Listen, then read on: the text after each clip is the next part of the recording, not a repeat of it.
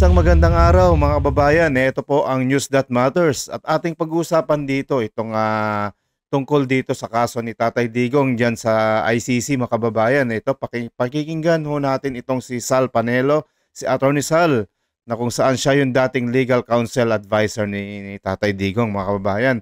Bago tayo tumulak diyan mga kababayan, wag muna natin kalimutan share, like, subscribe lang masaya na po tayo.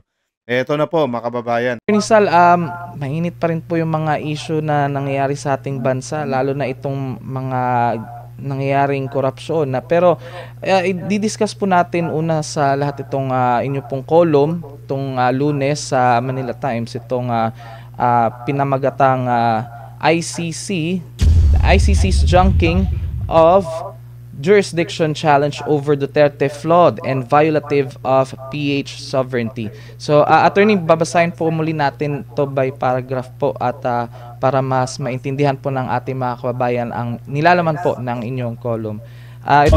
Ito po, unang mga paragraph. In throwing out the challenge to its jurisdiction over the former President Rodrigo Duterte, the International Criminal Court rejected the claim of the defense that the ICC has no authority to prosecute and hold Duterte in custody at The Hague. In questioning the ICC's jurisdiction, the defense team correctly argued that the ICC only commenced its preliminary investigation 2 years after the Philippines' effective withdrawal from the ICC, which is beyond the prescriptive period by which the ICC could retain jurisdiction over member states which have withdrawn their membership from the International Court.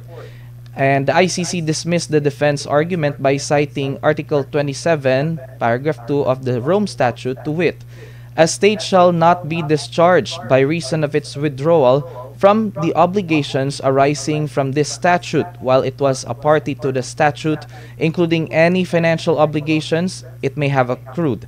Its withdrawal may not affect any cooperation with the court in connection with any investigations or proceedings in relation to which the withdrawing state has a duty to cooperate and were commenced prior to the date in which the withdrawal became effective, nor shall it prejudice in any way the continued consideration of any matter which was already under consideration by the court prior to the date on which the withdrawal became effective."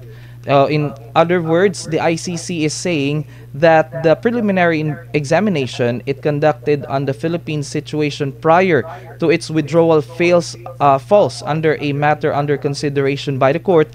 Hence, within the purview of Article 127 of the Rome Statute, this ruling is flawed.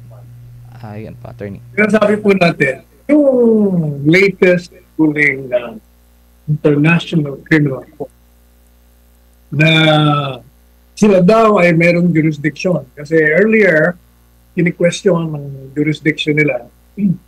At ang sinasabi ng defense team, dating Pangulong Duterte, ay since sila ay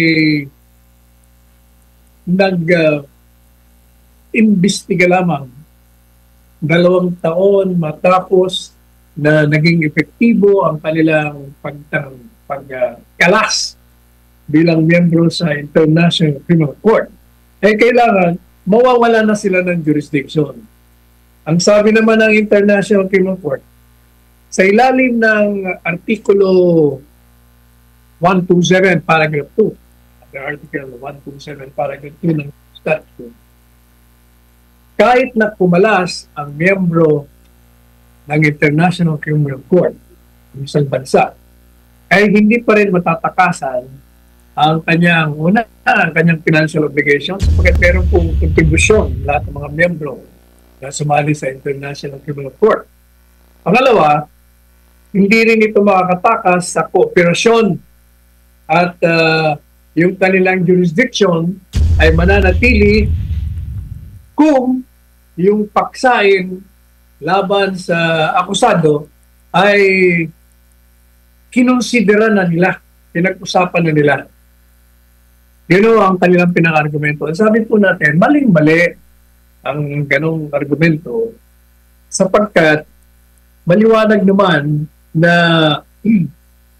yung pong Article 127 ay ang sinasabi doon na kailangan yung investigasyon mo pumasok doon sa prescriptive period. Kailangan kasi bago pa mag-class ang isang membro, naumpisa na nila ang formal na preliminary investigation. Kaya naman, kung umaklas man ito, kailangan bago lumampas ang isang taon, makapagsimula na sila ng formal na investigasyon.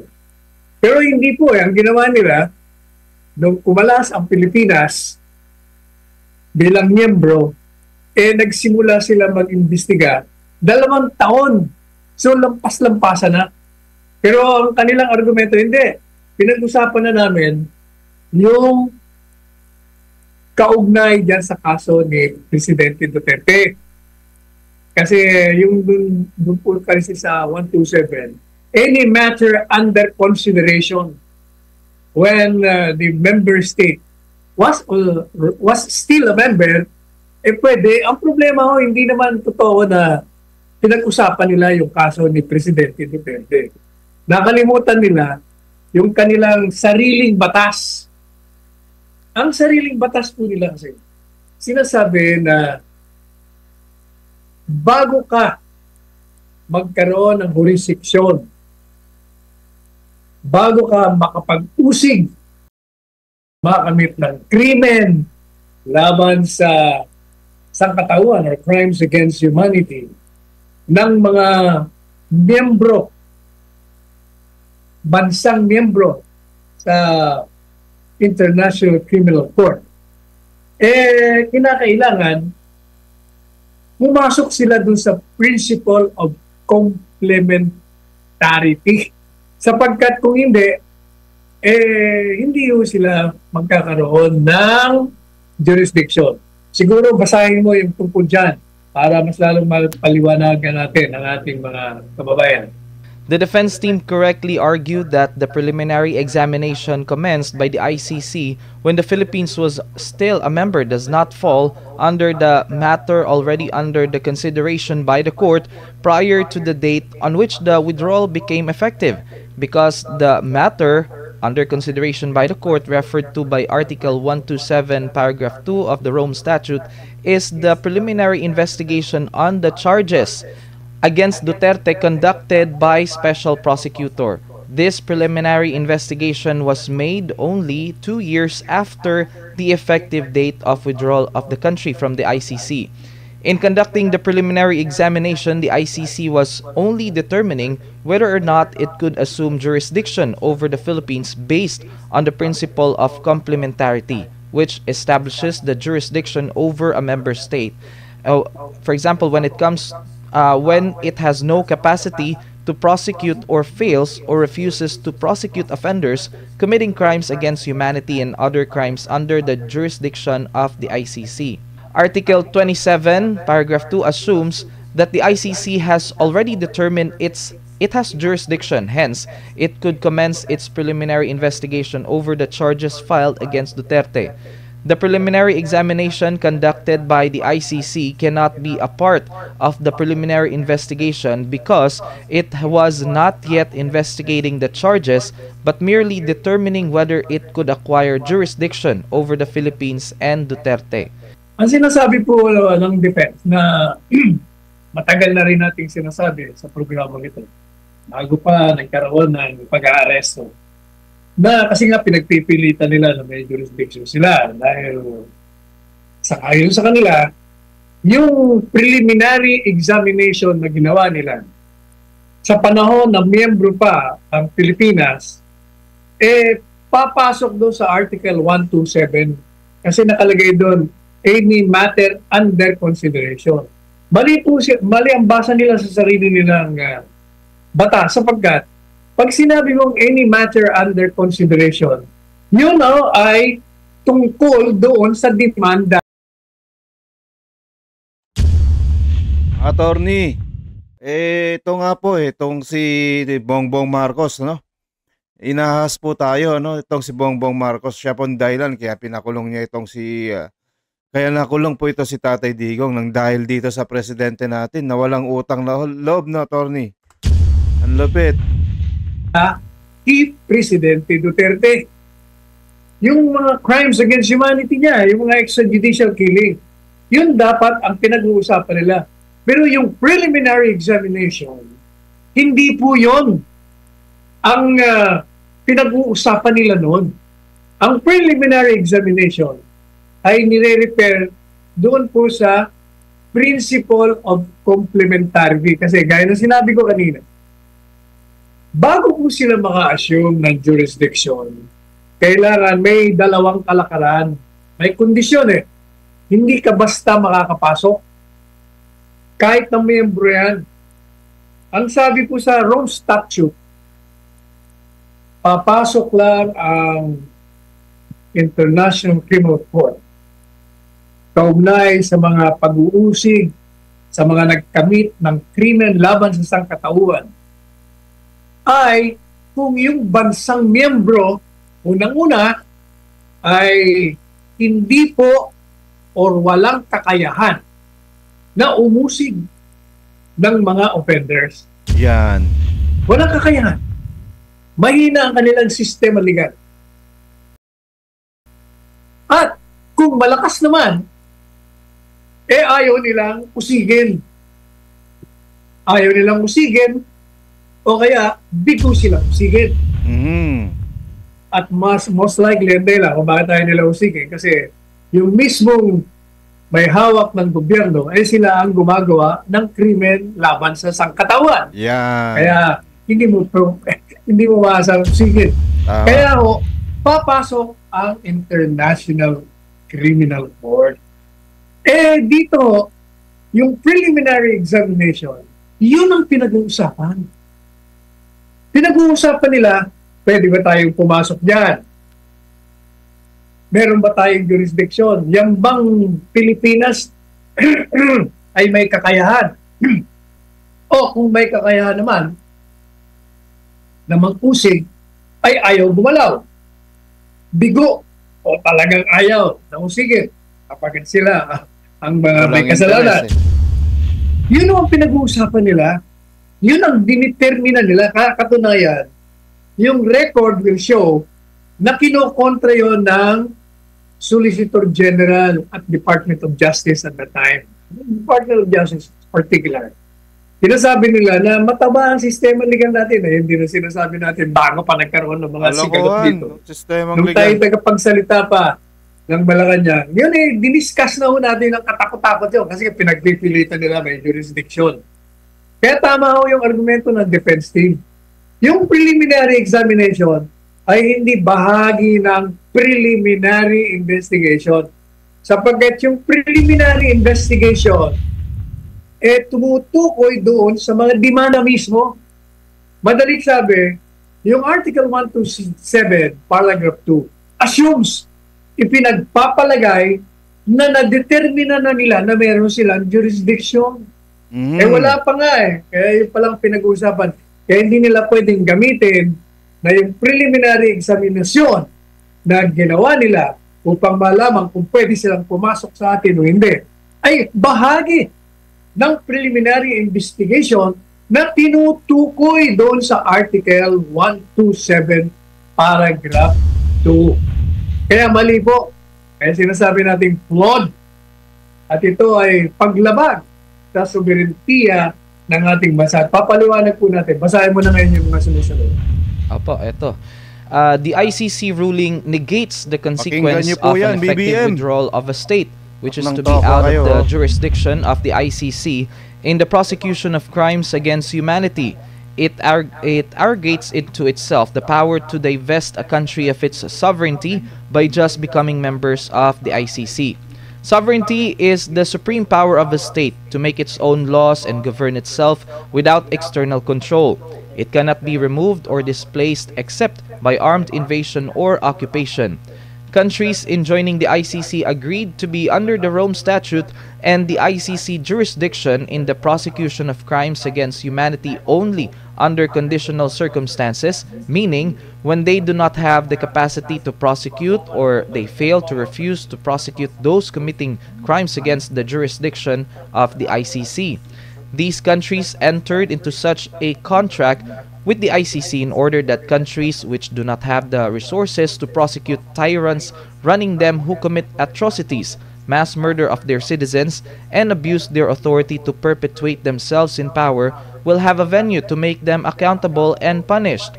Outside of those exceptional circumstances, the ICC cannot acquire jurisdiction over members or non-members thereof. Should it assume jurisdiction over any country in violation of the principle of complementarity, it assaults and violates the sovereignty of such country, apart from violating its own Rome Statute that created it. Ang sinasabi po natin, hindi maaari yung kanilang katwiran na since pinag-usapan na namin sa preliminary examination, yung Philippine situation, pinag-uusapan na namin yung demanda kay Duterte. Kaya, pag sinabi ng Article 127 na any matter under consideration prior to the withdrawal of the Philippines or of any of the country member, yung withdrawing member cannot escape, number one, their obligation to contribute financially, and number two, to cooperate with the ICC in prosecuting the crimes.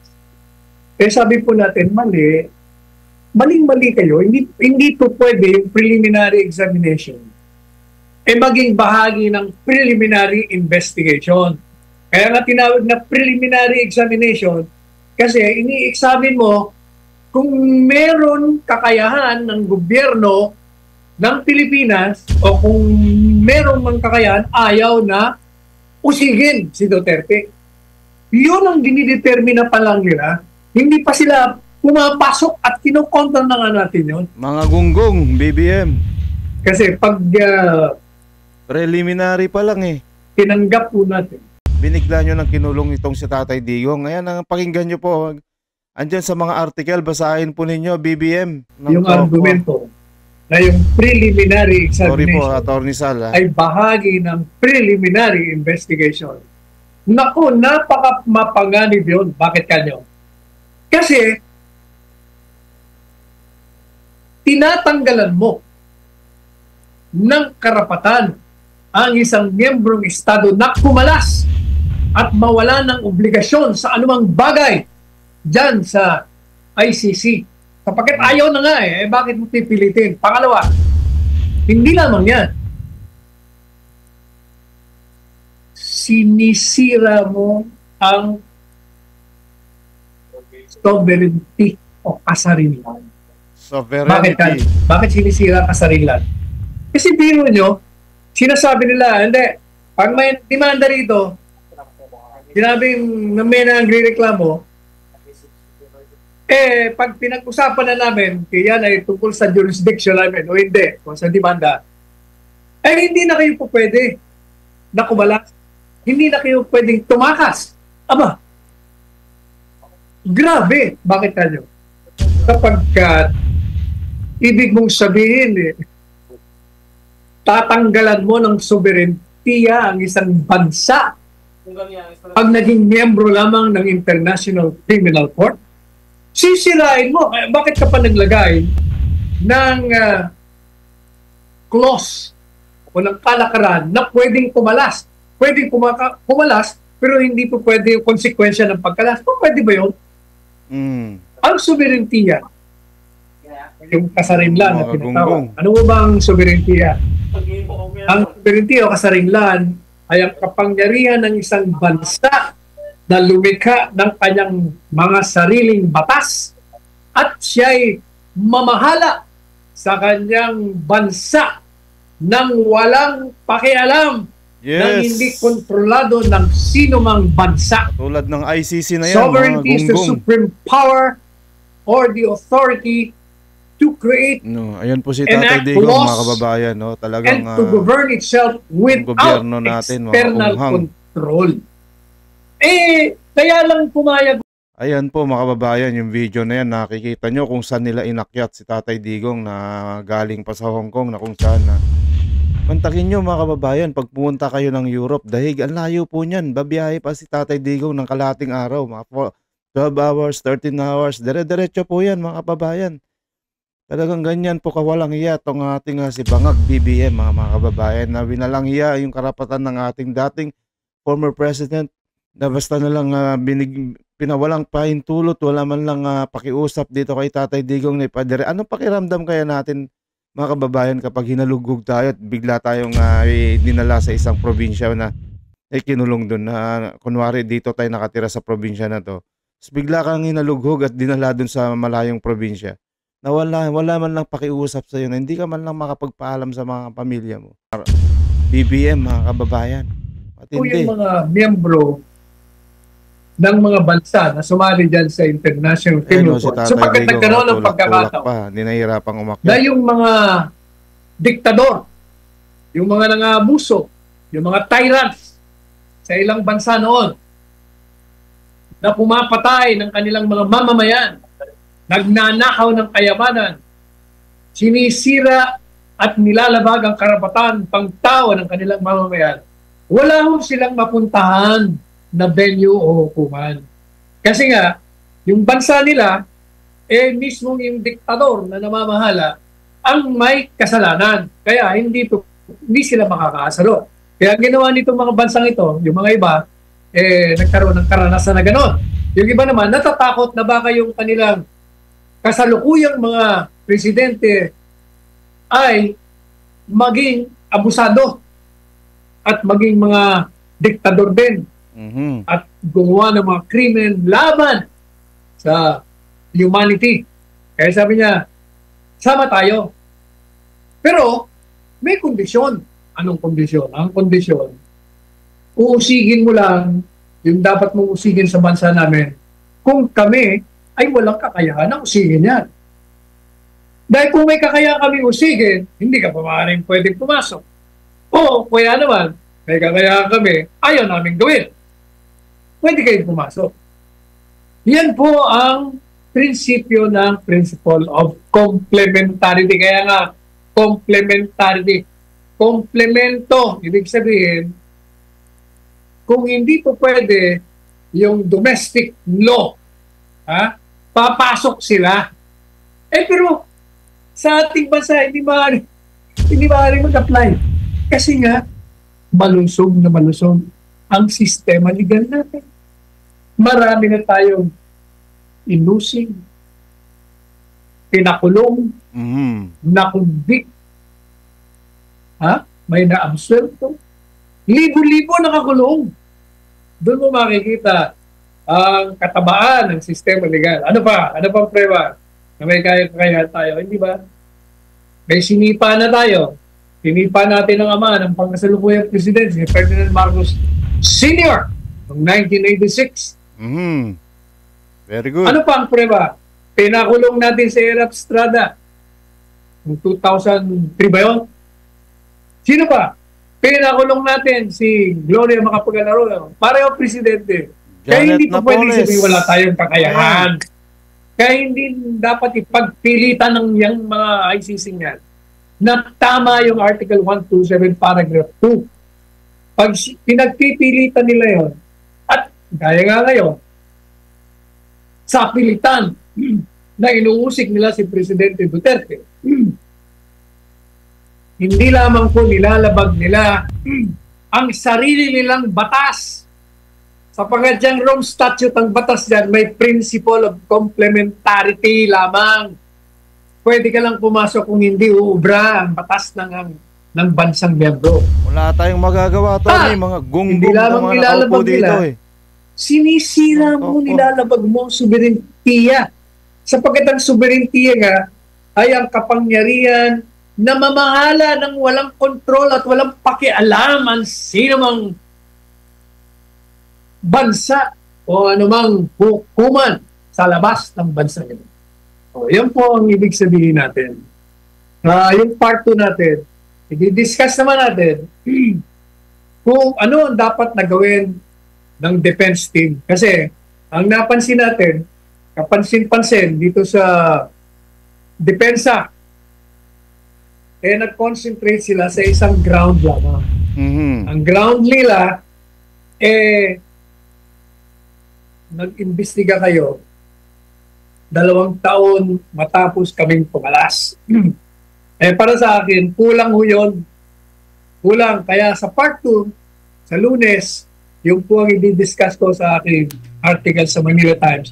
Actually, i-discuss din natin kung ano ang pwedeng gamitin ng mga grounds na walang jurisdiction itong International Criminal Court.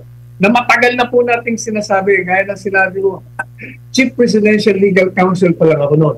Wala kanya, tagapagsalita. Yun na ang dinidiscuss ko paulit-ulit kong dinidiscuss yan. Kaya yan po ang ating huling salita niya sa article. Ayan po mga kababayan, maraming salamat po. Yan po si Attorney Sal Panelo na yung dating legal chief advisor ni Tatay Digong, mga kababayan, nung siya'y presidente pa. Ayan po, hanggang dito na ho tayo muna mga kababayan. Maraming salamat po. Sana nakatulong po tong videos na to para dito sa update, para dito kay Tatay Digong. Meron pa pong part 2, panonoorin natin sa susunod para updated po tayo dito kay Tatay Digong, mga kababayan. Maraming salamat po mga kababayan. Ingat po lagi kayo. News that matters, and God bless.